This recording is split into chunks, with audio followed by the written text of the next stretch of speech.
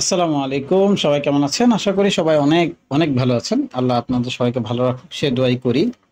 আচ্ছা, আজকে আমরা আলোচনা করব রূপালী লাইফ নিয়ে। রূপালী লাইফ কেন? রূপালী লাইফ হচ্ছে আমাদের দেখেন, আমি অনেকগুলো জিনিস এখানে রূপালী লাইফের অলরেডি দিয়ে রেখেছি। এই এরিয়াগুলো আমি মার্ক আউট করেছি রূপালী লাইফে। রূপালী লাইফে দেখা যাচ্ছে কোথায় আমাদের সাপোর্ট আছে, কোন এরিয়াগুলো মেজর কি বলে ছিল অনেকদিন ধরে, মানে যেখানে ব্রেক করার ব্যাপার ছিল, যেটা সাপোর্ট ছিল সেটা রেসিস্ট্যান্স হয়ে কাজ করেছে, পরে আবার এটা যখন উপর থেকে ড্রপ করবে তখন এটা আমাদের আবার সাপোর্ট হয়ে কাজ করবে। এই যে রূপালী লাইফের যে ব্যাপারগুলো, এইটা তো রূপালী লাইফ ইন্স্যুরেন্সের যে আসলে মেজর এরিয়াগুলো আমাদের বারবারই নোটিফাই করা হচ্ছিল বা করছি, সেটা নিয়ে আমরা আজকে আলোচনা করব। আমি সবগুলো জিনিসই দাগ দিয়ে রেখেছি যাতে আমাদের আসলে প্রশ্ন মানে দেখাতে সহজে এবং ভিডিওটা যাতে শর্ট করা যায়। এখন সবচেয়ে বড় জিনিস হচ্ছে রূপালী লাইফ ইন্স্যুরেন্স নিয়ে আমরা মানে ইন্স্যুরেন্স পুরো ফ্যাক্টরটা নিয়ে আমরা বলেছিলাম কিছুটা দিন স্টপ থাকার জন্য, যাতে করে হুটহাট বাই না করে। কারণ আমি দেখতে পাচ্ছিলাম যে এটা যে ইন্ডেক্সটা ফল করার পথে। তো আলটিমেট আমি বলছি না যে একেবারে ফল করে গেছে, বাট এরকম কোনো কিছু নাই। তারপরও যেটুকু দরকার ছিল ওটুকু হয়তো কিছুটা কারেকশন করেছে, 100% কিছু না। তারপরও তো এখন আমাদের সবার আগে যে জিনিসটা দেখা দরকার ছিল বা দেখতে হবে সেটা হচ্ছে এটার ব্রেকিং এরিয়া। তো আমাদের এখানে আমরা একটা জিনিস দেখতে পাচ্ছি, এটা হচ্ছে এটার ব্রেকিং এরিয়া ছিল এইটা। তো প্রাইস যখন এই ধরনের কোনো একটা এরিয়া ব্রেক করে তখন আমাদের কাছে কিছু এরিয়া মোস্ট কি বলে এটাকে ওয়ান্টেড এরিয়া হয়ে যায়। তার মধ্যে এখানে হচ্ছে এইটা। কেন এটা নিয়ে আমরা পরে কখনো যদি সুযোগ থাকে বা কেউ যদি আমরা আসলে যেভাবে ট্রেডিং করে ওটা শিখতে চান আমার সাথে যোগাযোগ করেন পরে, এখনই দরকার নেই। আগে দেখতে থাকেন ভিডিওগুলো কেমন। তারপর এখানে আমাদের কাছে সর্বপ্রথম যে জিনিসটা সেটা হচ্ছে এই প্রাইস পয়েন্টটা। হ্যাঁ, এই প্রাইস পয়েন্টে কি আছে? এই প্রাইস পয়েন্টে একটা সাপোর্ট আছে, রেসিস্ট্যান্স আছে। কেন? এই যে এরিয়াটা, এই এরিয়াটা তখন সাপোর্ট এন্ড রেসিস্ট্যান্স হিসেবে মার্কেটে কাজ করছিল। তো আমরা কি জানি, যখন কোনো একটা এরিয়াকে ব্রেক করে ওটা প্রথমে রেসিস্ট্যান্স হয়ে মার্কেটকে ড্রপ করে। তো এটা যখন দেখেন এটাকে ব্রেক করার পরে এটা কি হলো, এখানে সাপোর্ট করছে।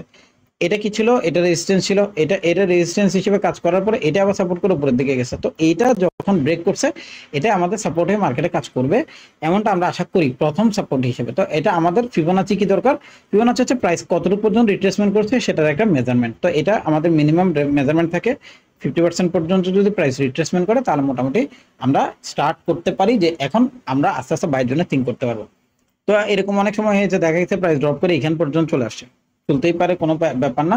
যেহেতু মার্কেটে সবকিছু সম্ভব, এখানে অসম্ভব বলে কোনো কিছু নেই।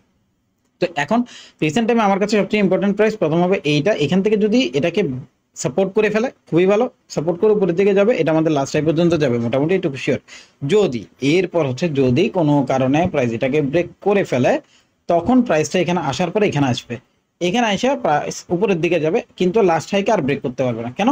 তখন একটা মার্কেটের অ্যাজাম্পশন ক্রিয়েট হবে যে মার্কেট কিন্তু অনেকটুকু উঠে গেছিল, প্রাইস অনেক উপরে গিয়েছে, প্রাইস কিছুটা রিট্রেসমেন্ট দরকার, প্রাইস কিছুটা রিট্রেসমেন্ট করার পরে প্রাইস উপরের দিকে চলে যাবে। এটাই মার্কেটের রুলস। তো এইটা ভাঙবে কিনা তখন আর সম্ভব, মানে তখন আর কনফার্মলি বলা যাবে না ভাঙবেই কিনা।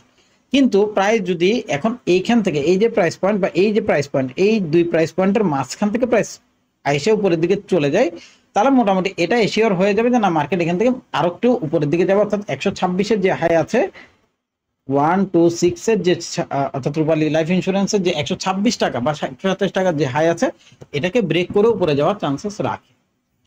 কিন্তু সেটা তখনই সম্ভব হবে না যখন প্রাইস এই আমাদের 90 টাকা, পুরো জায়গাটা ক্লিয়ার করে, 90 টাকা 60 পয়সা নিচে ট্রেড করে ফেলবে। হ্যাঁ, 90 টাকা 60 পয়সা নিচে ট্রেড করে ফেলবে।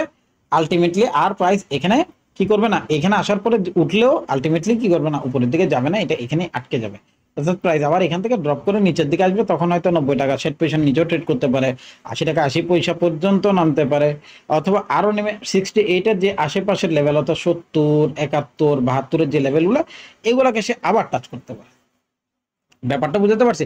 তখন আমাদের কাছে হয়ে যাবে 76-এর যে লেভেল ইম্পর্টেন্ট, যদি 90 টাকা 60 পয়সা এর নিচে ট্রেড করে।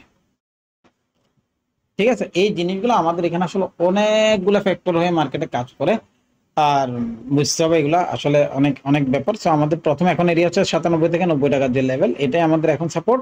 এখান থেকে প্রাইস ডাব্লিউ প্যাটার্ন করবে, উপরের দিকে চলে যাবে। আমরা এটার উপরে বেসিস করে আগাচ্ছি বা ওটার উপরে থিঙ্কিং করতেছে, এবং আমি প্রাইস দিয়ে রাখছি অলরেডি 89 টাকা 92 পয়সা। এটা হচ্ছে কনফার্ম বাই লিখে রাখছি। তার মানে এখানে আসলে প্রাইস এখান থেকে ডিরেক্ট উপরের দিকে যাবে মোটামুটি, এটুকু আমি এখন পর্যন্ত শিওর। বাকিটা সামনের দিন কি হবে সেটা জানি না। এখান থেকে মার্কেট এখন যেখানে আছে 100 টাকা থেকে উপরের দিকে চলে গেলে আমার কিছু করার নেই, আপনারও কিছু করার নেই। তবে আমি পার্সোনালি যখন কোনো ট্রেড করি সেটা আমি অবশ্যই 50% রিট্রেসমেন্ট না হওয়া পর্যন্ত কোনো ট্রেড করি না। মূল কথা হচ্ছে এটা। সো আমি আমার জন্যই ট্রেড করি, আপনাদের জন্য না। আমার যতক্ষণ ওই 97 টাকা 50 পয়সার নিচে আসতেছে না অথবা 90 টাকার আশেপাশে আসছে না, ততক্ষণ পর্যন্ত আমি কোনো বাই করছি না। এটা হচ্ছে মূল ব্যাপার। ধন্যবাদ। রূপালী লাইফ নিয়ে ভালো থাকুন, যাদের কাছে আছে তারা সবাই খুব ভালো থাকবেন, দোয়া করবেন আমার জন্য, এবং আমিও আপনাদের জন্য আল্লাহর কাছে দোয়া করি যেন আল্লাহ আপনাদের অনেক ভালো রাখে, সুস্থ রাখে। ধন্যবাদ, ভালো থাকবেন।